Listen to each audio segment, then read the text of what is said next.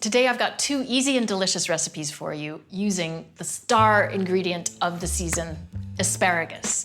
British asparagus is absolutely the best in the world, but get it now while you can because it's only in season until Midsummer's Day, which is June 21st, and then it's no longer available. So, the first recipe is called asparagus with polenta crumb. So that involves a large bunch of asparagus. Choose medium to fat thickness for this recipe. I'm just gonna pop those on the board and cut off the ends, cut off the tips, and then cut the rest of the stems into pieces about 1 inch long. I'm going to pop all of these into a large bowl and drizzle in a little extra virgin olive oil, just enough to coat the pieces.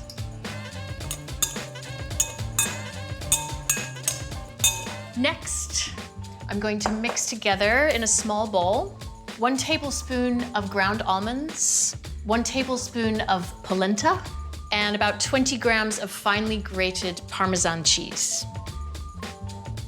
Also a pinch of salt for good measure. Stir that together, and then add it to the bowl of asparagus. Give it a really good stir so that every piece is well coated with that Parmesan and polenta mixture.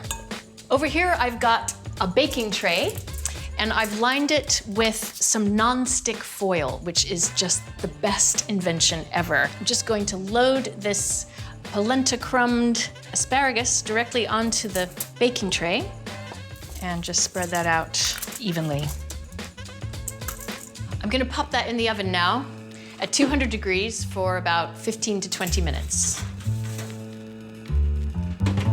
The next recipe is an asparagus and tofu miso scramble, which is actually perfect for breakfast.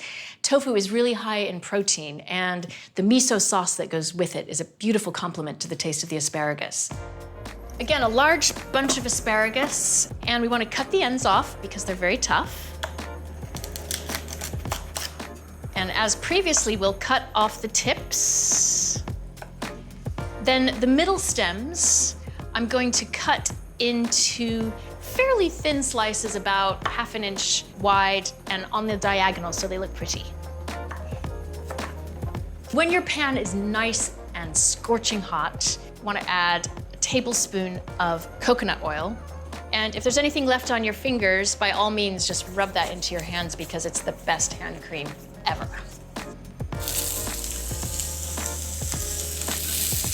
Add a pinch of salt, not too much, because the miso sauce is quite salty. Just stir fry for about 3 minutes until bright green, slightly tender, and a little bit charred in places. The asparagus comes out of the pan and onto a plate. And now we're going to cook the tofu. Put the pan back on a medium heat and add 1 more tablespoon of coconut oil. And then the tofu. I have 300 grams of firm tofu that I've drained and wrapped in a paper towel, which soaks up some of the excess moisture. And I'm just going to break this into the pan in fairly chunky kind of curds. We're going to cook it fairly slowly so that we cook out all of the moisture. Tofu is like a sponge. It just soaks up flavor. And we're gonna be adding this miso sauce later that it's going to just drink in. While the tofu is cooking, I'm going to make the miso sauce. And for that, I need miso. This one is a sweet white miso. There are lots of different types. There's dark miso, there's red miso. The white one has a very mild flavor and a real sweetness to it, as well as being salty. It's a fermented soybean paste, so it's very flavorful and very nutritious. So a couple of tablespoons of sweet white miso, and also a tablespoon of mirin, which is Japanese sweet cooking wine,